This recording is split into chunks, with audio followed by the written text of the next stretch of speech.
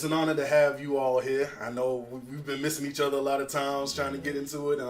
Met you the other day. I'm glad that you was able to make it here as well, man. I thank you for taking the time out of your Sunday to make it here. And if anything else, it's the earmark of your character to make it here.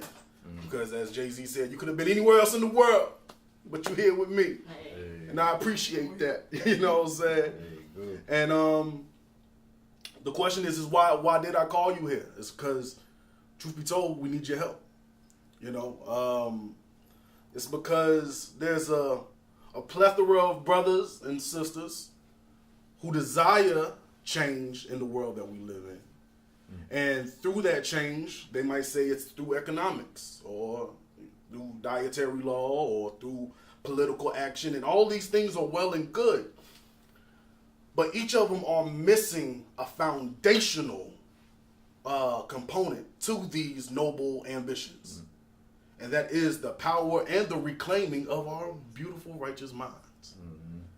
And this is where I come from, and this is what I do here is we work with the mind, because a mind that has a clear vision of itself can create itself. Yeah. That's it. If we have money, but not a clear mind, a fool and his money shall soon part. What good is a strong body if we ain't got no strong mind to go along with it? Right. And we as a people will continue to be political pawns of both the Democrats and the Republican Party if we don't speak our mind to demand of them what it is that we actually need. Right. Because that's how we're being used as the people right now. Oh, you know, we'll give you a little embellishments over here if you vote for us.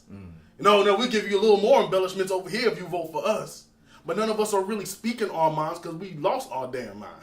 Hey. So,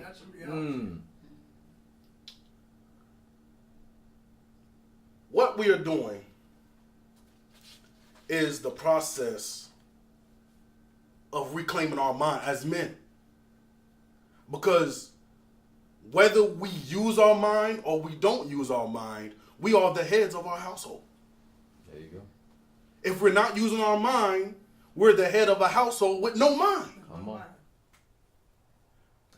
In the Bhagavad Gita, that's a Hindu scriptures right over there. Beautiful book. It says, whatever a great man does, ordinary people will do. Whatever standard that he sets, everyone else will follow. So now you have to start thinking, who are these people, these brothers that they're raising up to be great?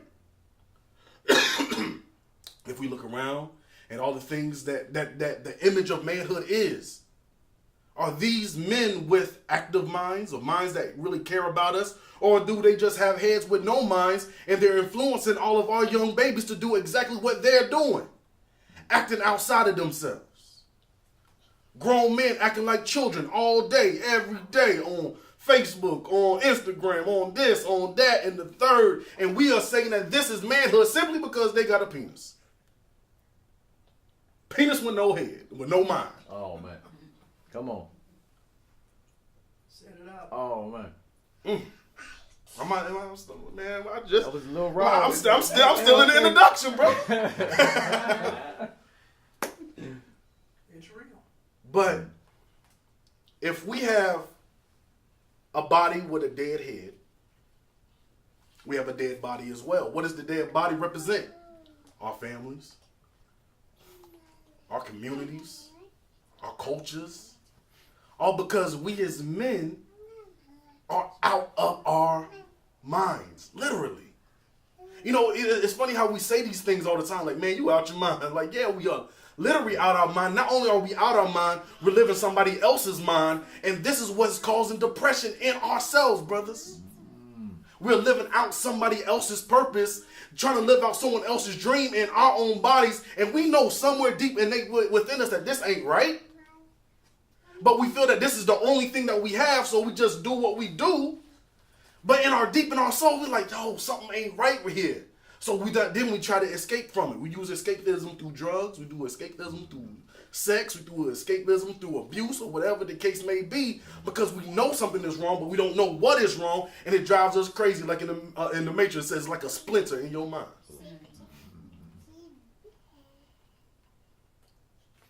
So what we have right now is a whole bunch of perverted men that's being raised to greatness deliberately, because they understand then that our children that are in fatherless households are going to look towards these brothers to model their own manhood after.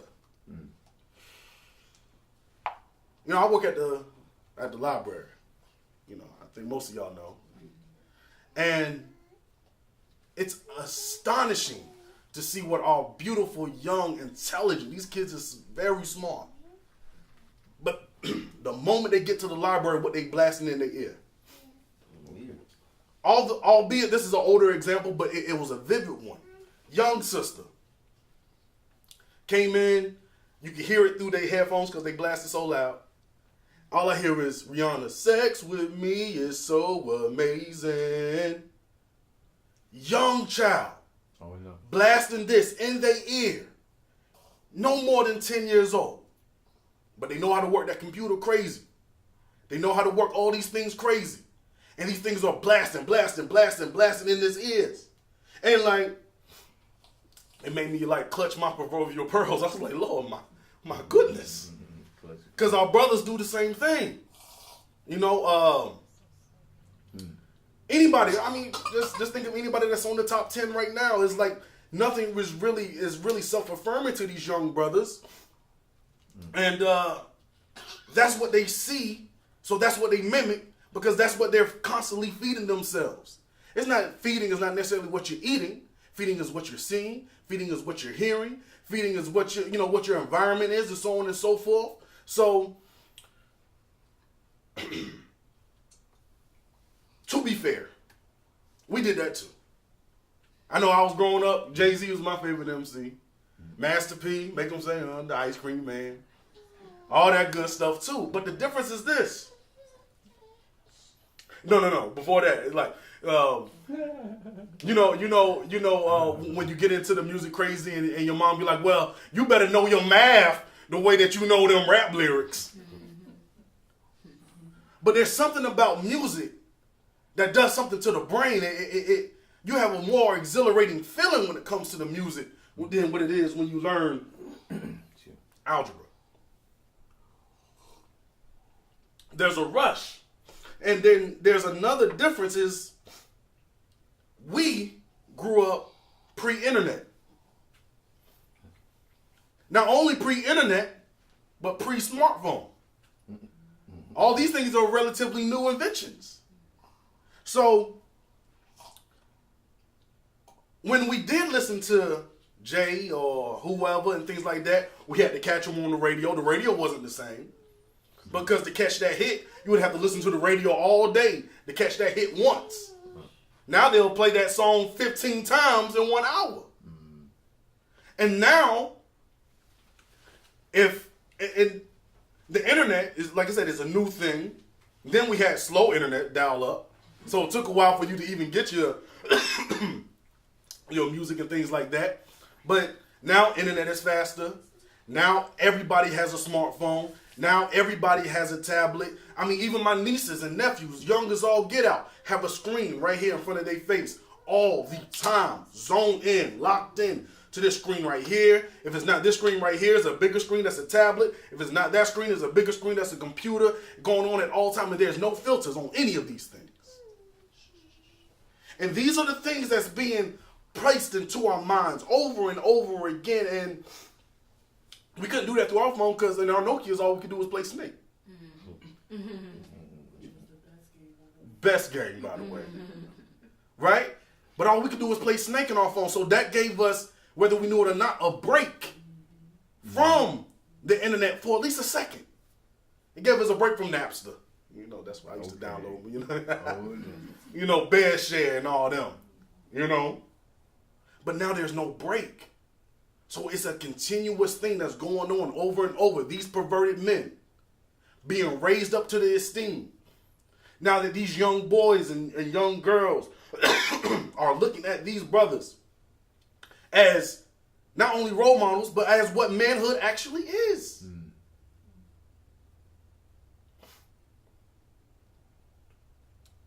There's an article that I just read, it's somewhere around here, that it says 6 ways social media affects our mental health. And there are as follows. 1, it's addictive. We can stop right there, to be honest with you. Because not only is the music and things that we listening to being poison to our mind, but that's being promoted as what manhood is. So, and everybody is doing that. So everybody's now taking pictures of themselves doing this thing. And if you don't have a picture of yourself doing this thing, you're not getting the likes like the other person is doing. Now you're having self-esteem issues because you're not doing what they're doing, or you're comparing your life to them, and now you feel like you're less of a person because everybody's following this facade, and none of it's real. Because even these brothers, to all due respect, they had to grind and stuff to get to that point, but nobody's taking a picture of their failures. Nobody's taking the pictures of the time that they stumbled to get to the point where they at. It's like their social media accounts just pop up once they make it. But what about that time when you was broke? Oh, man. What about that time when you had that eviction notice? What about that time you went to jail for doing the things that you're telling these brothers and sisters to do in this music? Oh, we don't take pictures. We don't see that. But we got the pictures of the girls. Come on, man. These young brothers, the hormones raging, popping like crazy. I want girls too.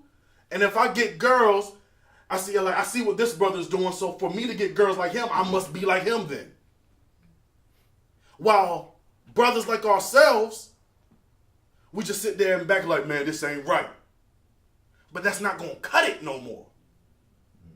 What our children need, what our women need, what our families need, is for brothers like ourselves to be like, not only say amongst ourselves that this ain't right, we got to stand up and be the example for our young ones.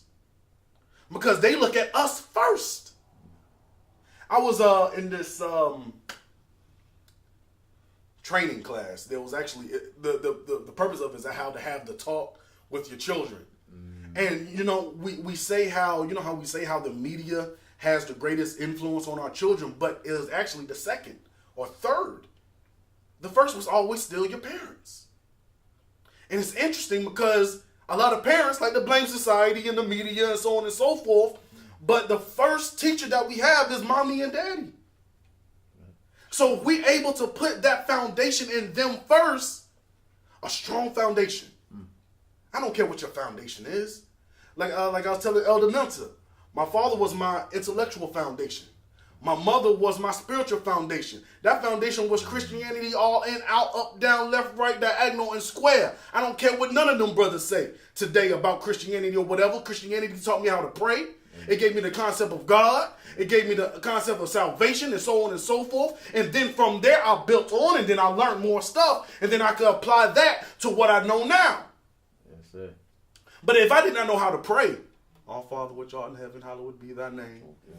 I would not be able to speak to Olodumare. I would not be able to speak to Mauritius. I would not be able to speak to Yahweh. I would not be able to speak to Krishna or nobody if I did not know how to pray that good old Christian hymn first. So don't allow anybody to disrespect the spiritual foundation that our people had first. Say that again. Seriously, say that again. Do not allow anybody to disrespect the spiritual foundation that our people had to deal with first. Amen. Because, now everybody likes to say, I can't believe how you be a Christian these days, all that good stuff. But do you realize our people had no other choice? Hey. When we got brought over here, our history and everything was cut away from us. And the only thing that was in front of us was this Bible.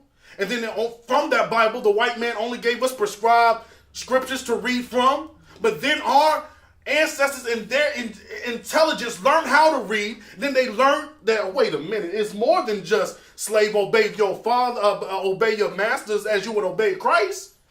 There's also the scripture said there's a time for peace and a time for war. The same Christians that they dissing is the same Christian that Nat Turner was. Denmark Vesey, Harriet Tubman, Frederick Douglass. These are all people that will probably be called coons today because they studying the white man's religion. Let's break this myth real quick. Real quick. Real quick. The white man created no religion. None. Ooh. No history. None. The white man created no religion. We can't confuse how they perverted our spiritual knowledge with them creating it. No. There's like, well, you know, I want to study African religion. African religion. All right, well, let's break this down real quick. In the Bible, when Christ ran from Israel into Egypt, he ain't say he got on a boat and sailed to Egypt. Well, that means they're a part of the same landmass then, right? Well, if they're a part of the same landmass, look at any map. They're the same people. They are the same people. Egypt is right here. Israel's right here. It's a part of the same landmass. And don't confuse Israel with what these white people call it. That didn't become a thing until like 1943 or so. It was that whole Palestinian peninsula. Eastern and Western Ethiopia. Boom. That's what it was. All of that. All of that. And all of that's connected to us. So when we talk about Christianity in this aspect, we are talking about a African religion and an African people. So, you know, we need to elevate past that. Amen. How we elevate past that? Stop using the English names that they have for him. Jesus wasn't that man's name. Ain't no J in Hebrew. Yeshua, meaning Yahweh's salvation. Hallelujah. Y-A-H. It ain't hallelujah.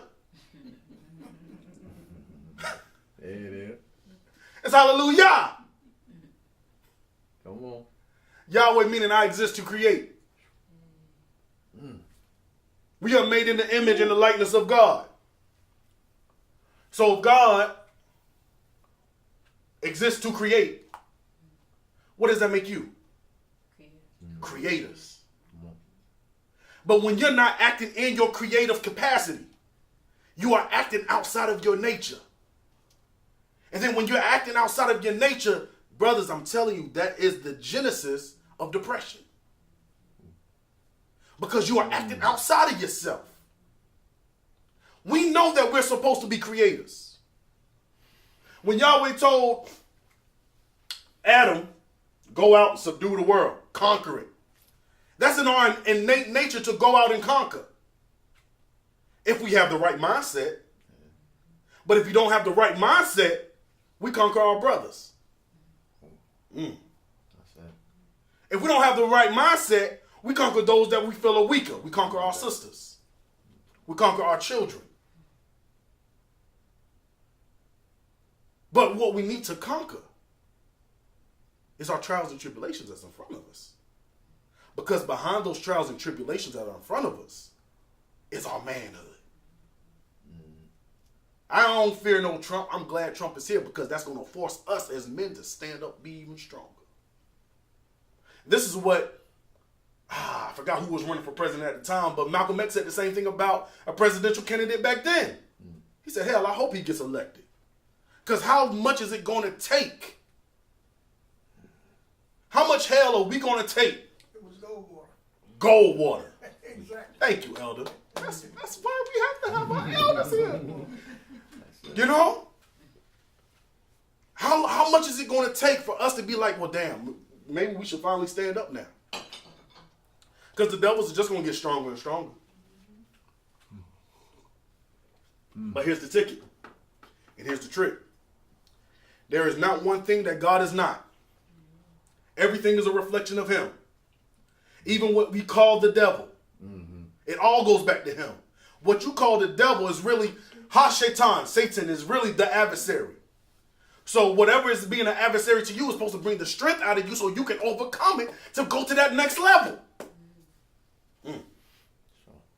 So I don't even see trials and tribulations no more. All I see is opportunities for God to show himself and prove himself to me so I can prove myself to the world. And when I prove myself to the world, then you'll have no problem of our sisters submitting themselves to you. Because now you're acting in your divine nature. Then she can act in her divine nature as a helpmeet to you. Brother Farrakhan would say, not M-E-A-T. M-E-E-T. Yeah. Her whole purpose is to help you do something. I know sisters throughout my history in life, they said, like, look, I don't care if the brother's working at McDonald's, so damn it, try to be the manager. You know, try to be a franchise owner. If a sister sees you legit trying to do something, they're going to help you try to do that something that you're trying to do. But a sister can't help you do nothing. Do nothing.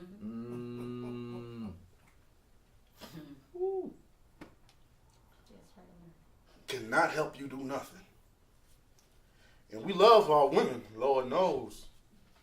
But if we ain't doing nothing, we don't deserve no woman. Because what's the point? If we ain't doing nothing, we have no business having a woman.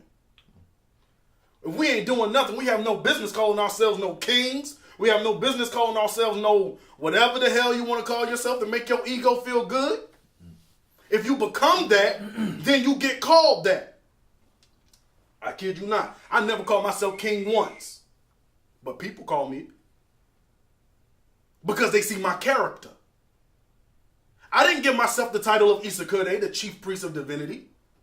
A Benin prince from Nigeria who happens to live here. He saw my character and said, yo, you are he. He said when he saw my name, Mowa Olodumare, he immediately went into tears because then he prayed to his ancestors and said, look, he's a child of Africa. You need to initiate him. I didn't solicit this. But had I not listened to myself, listened to my heart to live out my purpose, none of this would have happened. So the thing is, and this is just me. Well, shit. What would happen if you become you? Or if you become you? And you become stronger in yourself? There's limitless opportunity when a man has focus. There's limitless opportunity when a man answers 2 questions for himself. This is basically the whole foundation of the Mowa temple. 2 questions. Who am I? And what do I do? What is my purpose? There it is. Who am I? And what do I do? See, now when you have a dead mind, Those questions don't pop up. they don't pop up. And they tend to get answered through your job at the moment. Say, speak on that. I'm a janitor. Boy. I'm a CEO. Okay. That's still just a job. Just pays more, you know. A little better slavery than a janitor, I guess. Unless you own your own janitorial services and so on and so forth. But who are, pardon me, who are you? Let's do this example real quick. Say this sentence silently to yourself on the count of 3, without using your physical mouth. Say this sentence silently to yourself. Say, I am seeing my future on 3. Silently. 1, 2, 3. The question to ask yourself is what voice just spoke? On top of that, what ear just heard you say, I am seeing my future? Let's go deeper. This time when you say it to yourself, actually visualize your future. On 3. 1, 2, 3. What eyesight just saw your future? You was either looking at me, zoned out over here or over here, but yet you saw your future. So what are you proving to yourself? You have another way of seeing. You have another way of speaking. You have another way of hearing. You have another way of moving. But the power in all of that, my brothers, is this. You did that while you're in your current environment. So it doesn't matter what you're going through right now. if you have the ability to see beyond it. And you just prove to yourself that you have the ability to see beyond your current environment right now. Your current environment right now is you sitting right here at the Mowa Temple. But what about your current environment when you're at home by yourself? Now you have an understanding that you have a mind that can see beyond it. There's brothers and sisters in jail right now who use this technique. Next you know, down the line, come to find out that the judge was crooked and now they free.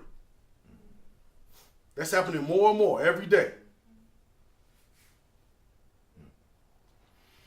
This is what our enslaved brothers and sisters, I love to give this example of Harriet Tubman, Mother Harriet. She was in an environment where they said you a slave, you eat like a slave, you talk like a slave, I'll treat you like a slave, beat you like a slave, rape you like a slave. But in that same voice that said, I am seeing my future, Mother Harriet said, I am free. She knew within the essence of herself that she was free. And whatever that self, that's who you are. When we say the self, that's you. But whatever that self says about itself, your physical reality will do whatever the self says about it. Mother Harriet said it so much, she said, matter of fact, if you free, you come along here with me.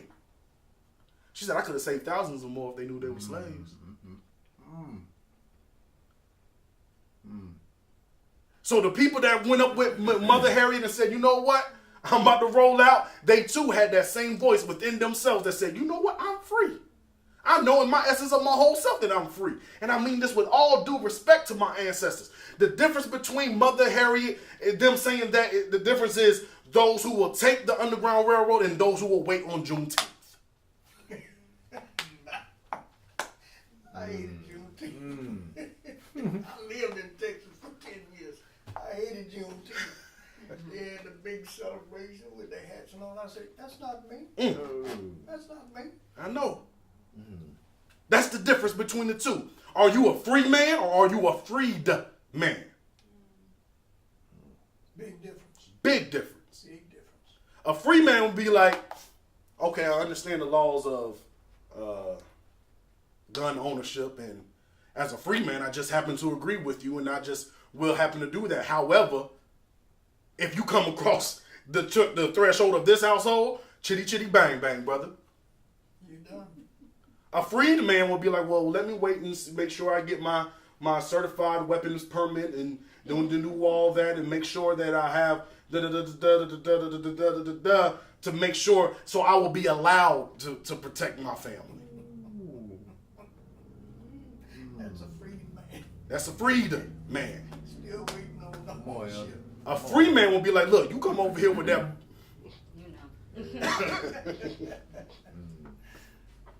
Come over here with that nonsense if you want to. Speak I on want to.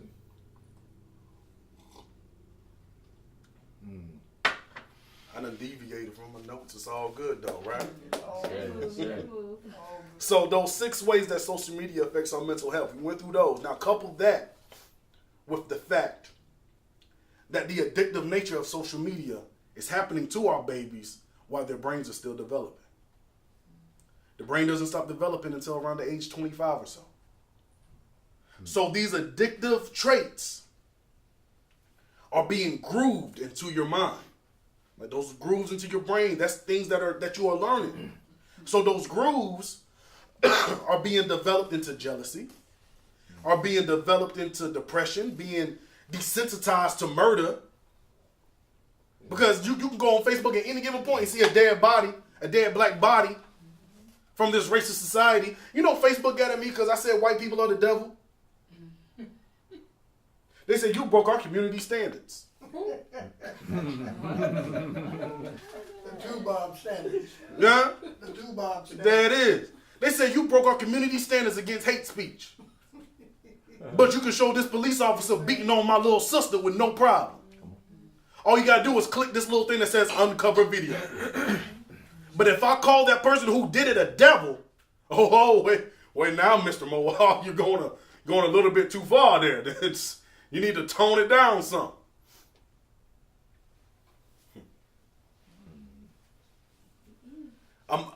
Our precious babies' minds are being desensitized to murder, desensitized to violence. Now it's like, when someone, they looking for a world star moment. That's another way to fame. Couple that with the statistics of an article that I learned from the fatherless generation. Check out some of these numbers, brothers. 63% of youth suicides are from fatherless homes. That's 5 times the average. 90% of all homeless and runaway children are from fatherless homes. That's 32 times the average. 80% of rapists with anger problems come from fatherless homes. That's 14 times the average. Daughters without father involvement are 711% more likely to have children as teenagers. 85% of youth in prison grow up without fathers. 85% of children who exhibit behavior disorders are coming from fatherless households. And in the Bible, it says that as a man thinketh in his heart, so is he.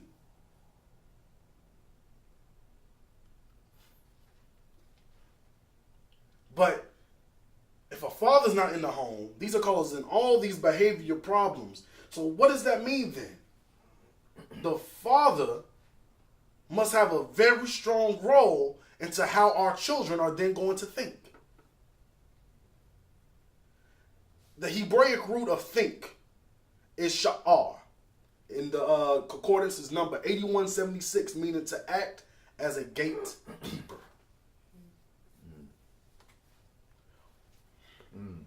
Wow. If we are not in our children's life, we are allowing the jealousy, the depression, the being desensitized to murder and violence to be the gatekeepers of our children's minds.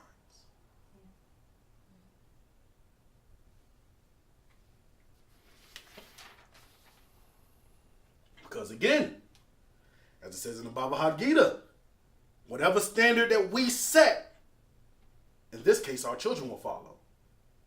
But if we are not there, what standard? Who's setting the standard? The media? Oh, God bless you. MTV? BET? The radio? You can turn on the radio when children are going to school and hear some of the most vile lyrics.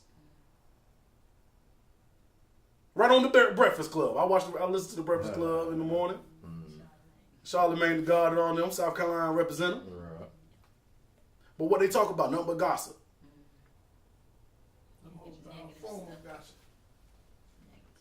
Listen to the music that they playing while our babies are going to school. But these will be the same brothers that call Kanye a coon. Oh man, you cool. I said like, yo, even if he was a coon, he was only a coon for a few minutes. But you're every day playing this same vile music for a month on end. How many years you been on the radio, brother?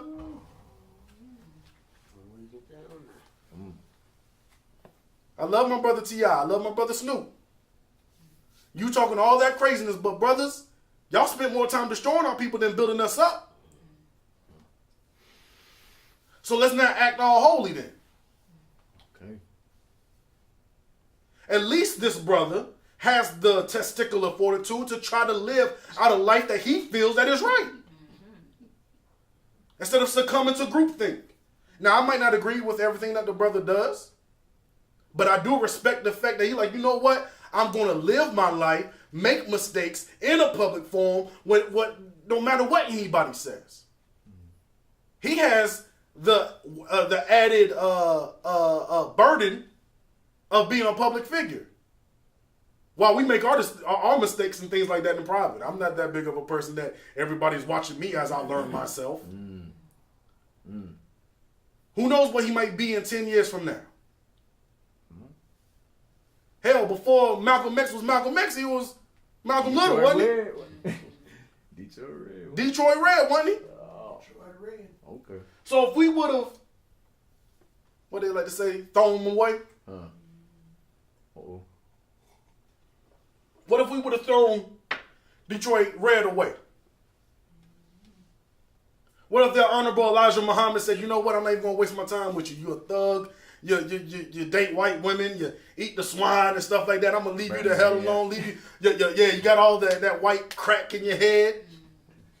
I'm gonna leave you alone. But it wasn't until that brother went into prison that he got free. I say. You see, sometimes, brothers, we have to go to jail to realize that we don't want to be there. Okay. We have to touch the stove to realize, oh shit, it's hot. It's hot. And then from that experience of touching that stove, now we have wisdom to be to our young brothers who's walking down that same path to be like, brother, don't touch that stove. Let me show you the scar that I got from it. Brother, don't go down that path. I done been to jail. Let me show you what it's like. Let me tell you. Make sure this is what you really want to do. Anybody will listen to that. See, I can't speak from that particular point because I never experienced that. But I've experienced depression. I experienced suicidal thoughts. I experienced the feelings of being worthless. I experienced this, that, and the third. So I can speak on that aspect of it. I'm like, look, brother, life is more than your depressed thoughts. I understand how it feels that you're so depressed that your depression seems like your only friend. I know how it feels that when it seems like nobody else is around, but that depression be right there waiting on you just for you to feel sorry about yourself. I've been there, and I know how to rise above it.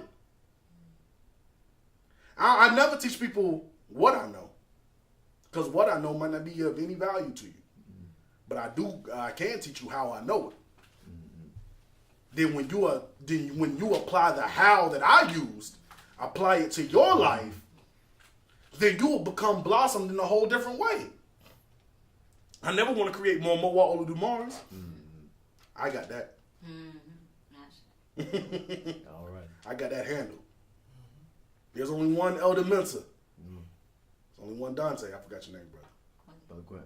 Brother Quinn. There's only one Brother Quinn. And there's nobody else like you before, and there's no one like you ever again. You know how they say you got a twin everywhere, but that twin ain't you. Okay. Even if you had an identical twin, that still is not you. You could look like your great-great-great-great-great-granduncle, but that great-great-great-great-great-granduncle ain't you. Because you live in a whole different time, got a whole different experience.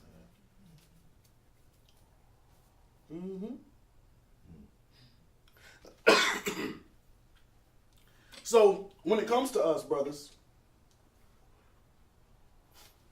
none of us is holy. None of us is without blemish. None of us is without sin. None of us are without failures that we are ashamed of. We've all been there. We've all stumbled. We all stubbed our toe waking up in the morning. In my own path to enlightenment, I hurt plenty of people. To the point I had to go back and be like, y'all, I was bugging. I'm sorry. I had to apologize to many sisters. I was like, yo, I was literally out my mind. And now that I'm starting to get little pieces of my mind back, I'm not even saying that I'm fully developed yet. But I'm getting pieces of my mind back, and that little piece that I got tells me that I need to go back and apologize for what I did when I didn't have this piece. Right. And then as I get even more of my mind back, then I can now build again, like, because this is what we naturally do. Yeah.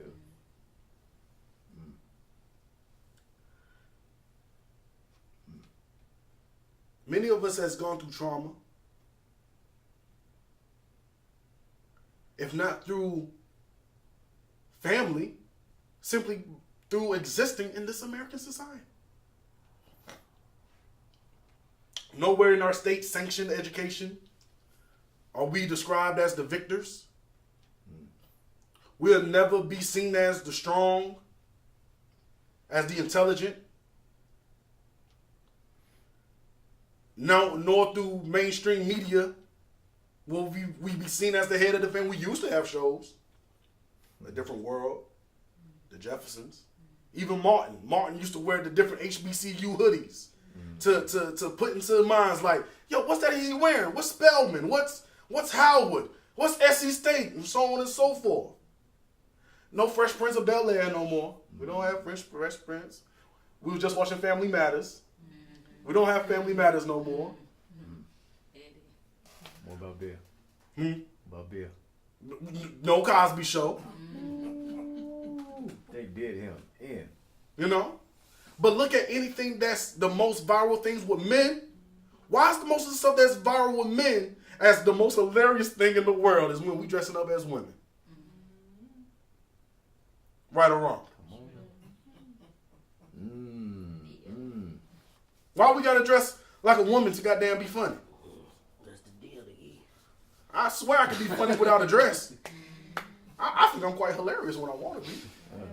And I ain't had to put on not nail one lipstick. Okay. Not nail one. My lip gloss ain't had to be popping like Lil Mama. See, look at that. Look. I ain't wearing no dress. It's the idea. You know what I'm saying? But look at that. I ain't had to do that to cause a chuckle. Right. So why do we feel now? I mean, these brothers be going in. With the makeup section. All the way. All the way in. Yes. But then that goes back to what we were talking about with social media then.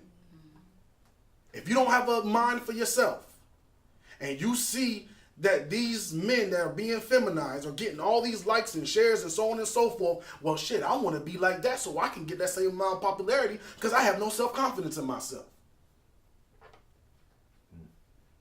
Because our brothers are absent. The men that are able to do and evoke change are gone. Some of them are locked away. Some of them are hooked on drugs or whatever the case may be. So then that becomes for us now, brothers, is that we have to then see our family as beyond our bloodline. Always. Always. Always. Yeah, it's no doubt it's beautiful that we take care of our daughters and our sons. But what about the homie right over here? Whose daddy might be locked up? Whose daddy might be addicted to drugs and things like that? See, you know, we have a thing that, oh, that child ain't my problem until it's my problem. Till little Deshaun beats up your child. Oh, then all of a sudden it's your problem now. And now you want to lock that young boy up. Then the cycle continues. But where's the examples of manhood anywhere? Hell, to look up real manhood now, I got to go back to the 70s. Go to YouTube. You know, there's brothers out here doing their thing, of course. But how they used to get it down, yo, I got an old record of Brother Malcolm. I remember, you know, my grandfather's a Muslim. And he was like, man, the Honorable Elijah Muhammad made a man out of me. He made a man out of me. I was just crawling around on all fours. I'm pretty sure he didn't mean literally. But, you know, maybe he was. I don't know. It was crazy back then in the day. Yeah. He said that man made a man out of me. He made a man out of Malcolm. Right. But what if brother, the Honorable Elijah Muhammad, didn't be the example that he was? What if he didn't follow the example that was given to him by Farad Muhammad? Because whatever you want to say, like, damn near the Nation of Islam is like the father of all these consciousness movements out right now. There's some before, of course. Black conscious. Yeah, of course. But what if this person wasn't the man that he was, then this person wouldn't have been the man that he was, then that person would have been the man that he was, and so on and so on and so on and so on and so on and so on. All they had to do was one person not listen or not adhere to the example of manhood that came before them, and this whole thing would have been gone. If Elijah had not been like, yo, Wallace, Farad, Muhammad, whatever, man, I'm about to go over here and continue to sip my sip and do what I do. Elijah Muhammad would still been Elijah Poole somewhere. Elijah Poole with a third grade education. Who is also South Carolina native. Then there would have been no Malcolm. Then there would have been no Louis Farrakhan. There would have been no Dr. Khalid Muhammad. Wouldn't have been no brother Yahweh bin Yahweh who created the nation of Yahweh from that. And so on and so forth. Hell, it wouldn't have been no me because I studied from these brothers too. At least in this capacity.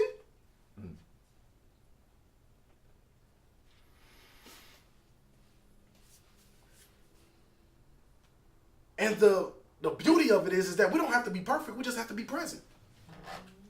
Just present. nobody asking for perfection. Because nobody here is perfect. I'm learning right along with y'all. But if I'm in 5th grade and y'all in 3rd grade, I think y'all got a little bit of something to learn from me. I can teach you the little grade that I'm in. I'm like, look, man, when you get to this grade, they're going to be having multiplication. So I'm going to teach you a little bit on that right now. So when you get to this grade right here, now you'll be that much more ahead than when I was when I had to learn through. You'll be that much more adept with multiplication when you get to the 5th grade. Then when you get to the 5th grade, I'm in the 7th grade, then I pass it right back down again. And then you pass it down to the people that's below. Each one teach 10. Okay. Yeah. Each one teach 100, like I like to say. It's all good. With what little wisdom that we have. Pass it on. Can't keep it to ourselves. And the thing is, the beautiful thing with wisdom is wisdom comes from when you at the very lowest. Wisdom ain't when you touch that elevated mind state. I mean, that does eventually come along with it, but that elevated mind state comes from you after you was in the mud for a very, very long time. After you done scraped your knee. After you done been to jail. After you done been shot. After you done this or done that. Stuff that the world will call you trash for. That's your degree to teach your brother. That's your degree. They want you to be ashamed of your development, but your development is what you're going to use to teach your brother. You are a savior to our own people through the missteps that you did. Learn from them, Lord. Okay. Hopefully an elder will see you and be like, you know what? I did that. Let me just now go. Because I see you doing this. That's the wrong kind of revolution. That revolution, you just go in a circle. Like this record player right here. But what might need to happen is you need to flip that record over. Now go. The evolution to your revolution. Bars. Hard. Good. Deep. I'm glad that mental health is being, a spotlight is being shown on mental health vis-a-vis the black man. Through the Confess Project and otherwise, and things like that. Because it seemed like everybody had that benefit of doubt, except us. For us, it was like we're innate. Even now. I see it. I used to debate with people so many times. I don't waste my time with it no more, though. But it's like, why do you feel that we're just innately evil? Like, all right. I mean, they was literally saying black men are trash. Men are trash. Black men are trash. You're raising sons, though, sister. Oh, black men are trash except this one that I'm about to raise. You said that they have been, it was a hashtag going around. Wow. Black men are trash. Makes it even worse. Black men will be the ones who saying this. I said, wait a minute, brother. I had a debate. He done deleted me now. I was talking to a brother. I was like, brother, ain't you a black man? So you trash? Yeah. Wow. Hell, I don't need to talk to you. But it's that social media thing again. Because if women, which we all want, are saying black men are trash, and I can get likes, shares, and yasses by saying black men are trash. So to them, I'm being perceived as being woke. I'ma say and do whatever it takes for them to perceive me as woke, even if what I'm saying is poison to myself and my brothers. But when a brother like myself, let's say, well, why don't we go into a historical context of why we became trash-like? Oh, you're mansplaining or whatever the hell. Not explaining, mansplaining. Mansplaining. Oh, you're just expressing male tears. Oh, let me sip your male tears. Everything is a buzzword now. You can't have a conversation with people who just use buzzwords. It gets silly after a while. It really does. But it gets sad because people are gaining followers like this. People are becoming leaders like this, or what they call them on social media, influencers. Well, brother, what are you influencing? Sister, what are you influencing? If all you can do is point out problems, but you don't have the intelligence to point out any kind of solutions, what the hell are we talking for? Why are we in a trash-like condition? I might agree with you that we have done some trash-like things.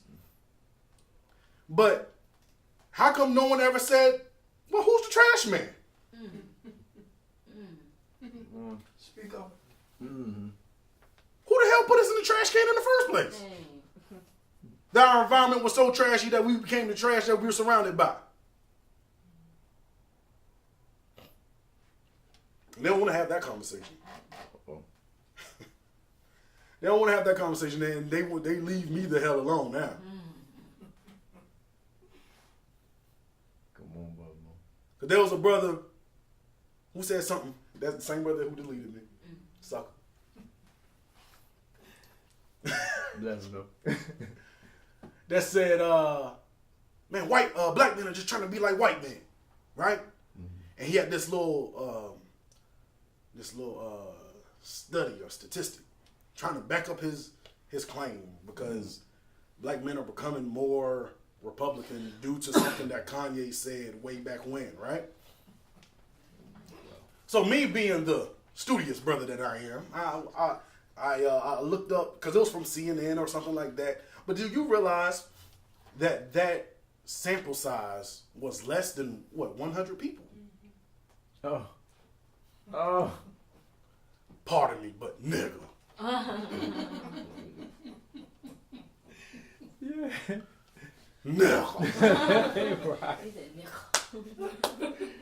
I said, brother.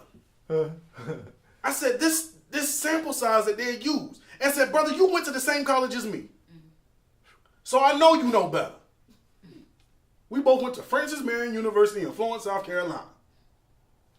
And we all had to go through them science classes, them science labs, boring. But we at least know the sample size was less than 100 people. All we know it could have been the same amount of people as in here. 1, 2, 3, 4, 5, 6. Right? And if 3 of them said, yeah, I want to be conservative now due to what Kanye said, that would say that 50% of black men are now becoming conservative based off what Kanye said. Hell, there's only 6 people in here.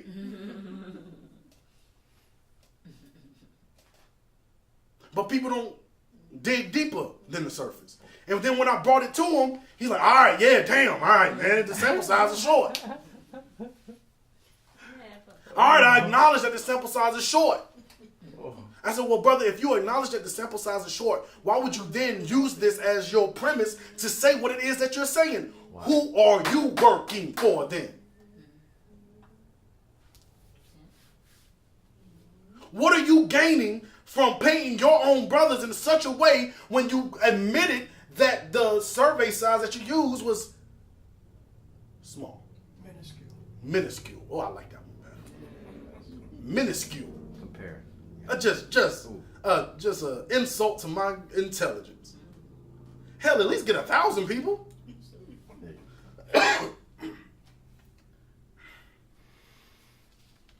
But this is what we're dealing with.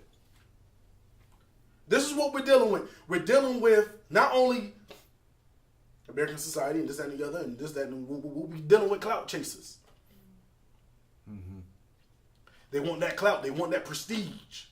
They want that little blue check beside their name on Facebook and Twitter and Instagram. Certified.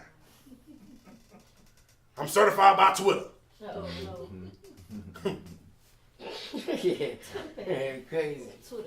I am certified by Instagram. They I think it was this past Savior's Day. Twitter didn't like something that Minister Farrakhan said, and they took away his verified status on Twitter. Oh, God. You mean you took away the whole blue check beside my name, Twitter?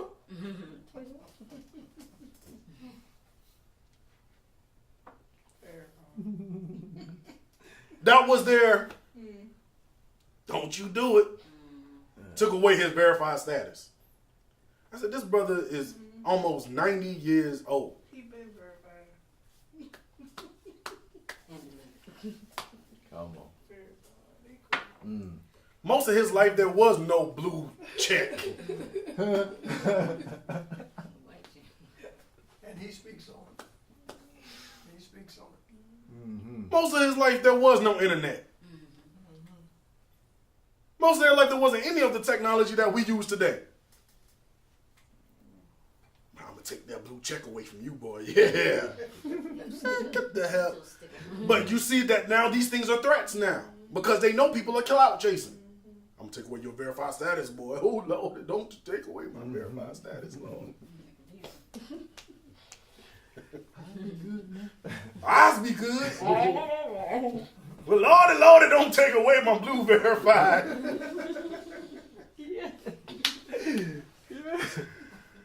Oh man, they don't need me to be in the public square, boy, because I have fish. Woo! I don't care. I was like, cause when you know who you are as a man, it doesn't matter what anybody else says about you. Because this is how they play us. This is how they played Dave Chappelle. This is how they played Kanye now. This is how they played Cat Williams then. Have the whole world thinking you crazy. I said, well, the whole world didn't give a shit about me 2 days ago. Amen. Why I care about what they think about me now? Exactly. All right. Oh, you crazy. What's my middle name? Since you know me so much. Since you know me. Amen. What my granddaddy name is? Since you know me. When you can. Oh, you crazy. What school I go to? Have you listened to one lecture? Have you bought a book? Whatever. But they know that people are clout chasing so much.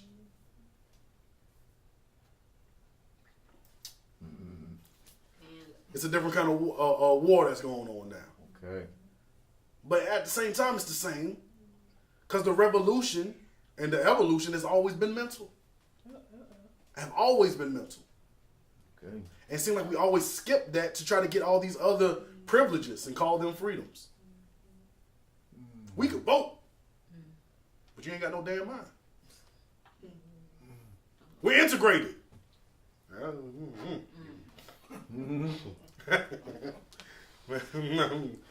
can. You felt me on that. But in the lecture, I did a lecture before called The Resurrection of Christ Within You. And we spoke how the world versus Christ. The world was literally the character, it broke down to meaning a character of Satan, the adversary. And in Romans 12:2, it says, be not conformed to this world, but be ye transformed by the renewing of your mind. So this is how we fight back. And just imagine, look, it was saying the same thing way back then, 2,000 years ago. Don't be conformed with the world in this nonsense. But you got to be transformed by the renewing of your mind. Let's break down what transformed means. That broke down into the Greek, meaning metamorphosis. In the Strong's Greek Concordance is number 3339, and it means, and metamorphosis means the process of transformation from an immature form to an adult. A change of form or nature of a thing into a completely different one by natural or supernatural means.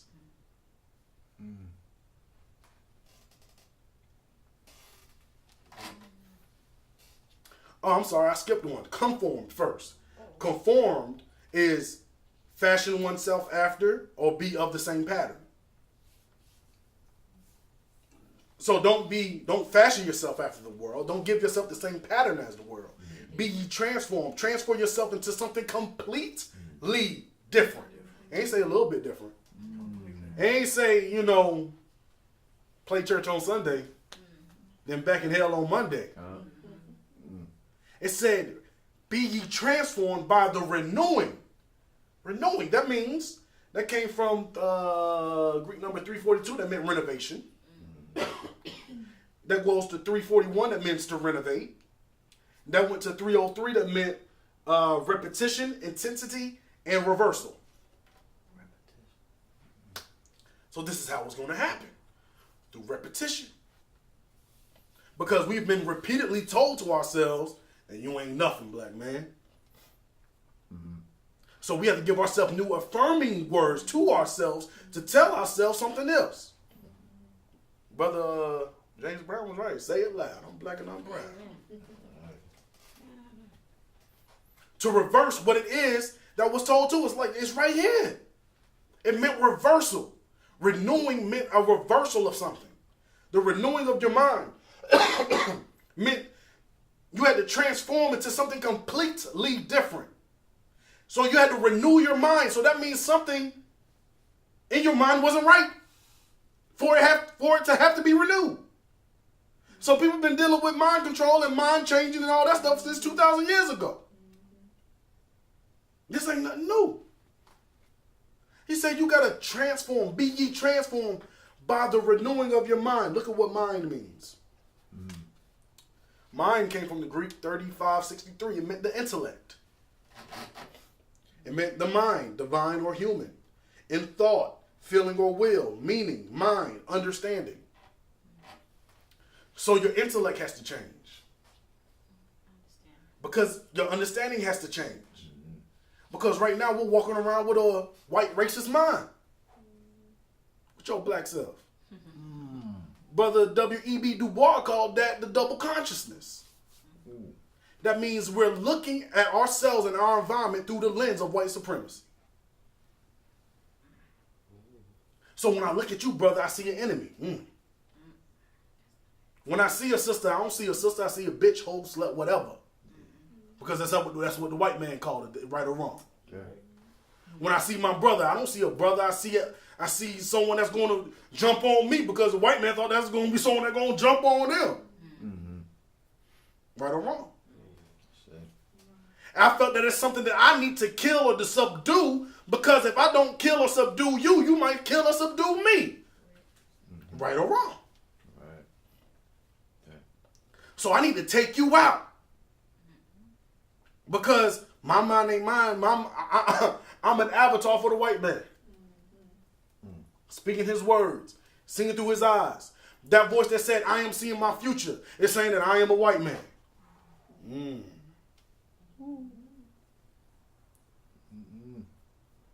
Wow. We was made in the image and the likeness of God. But through that hell of slavery, we was made in the image and the likeness of this white man. That's where the nigger came from. That's where the boy came from. That's where the loser, the violent one, the ignorant one. That's not your nature. We are naturally gods. We talk it. A lot of brothers who dress like me got little fancy names and all. They say similar things. Well, I'm like, well, hell, brother, all these gods around, why the devil ain't defeated?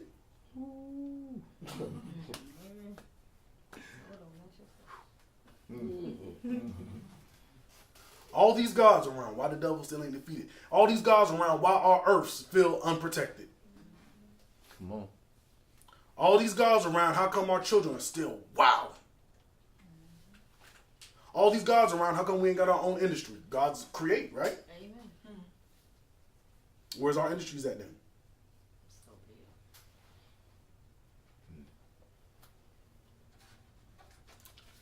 real. Just something to think about. So this is why I call this meeting. Because the Mowa temple, we need help. We do what we can. We do what we can. We got what we call our village children, Nana and them. You know what I'm saying? Nana, Maddie, and all them. We help carry the load.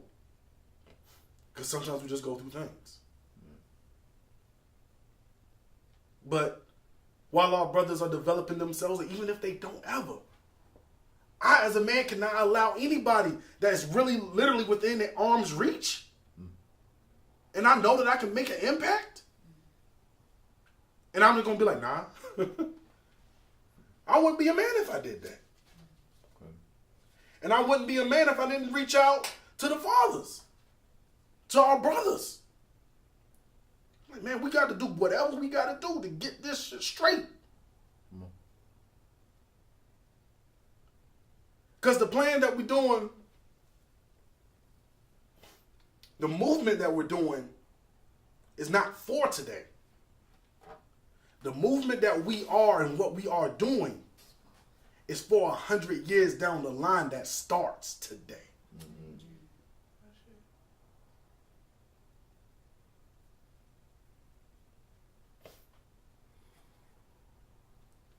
Thank y'all for listening. Appreciate you. Sorry.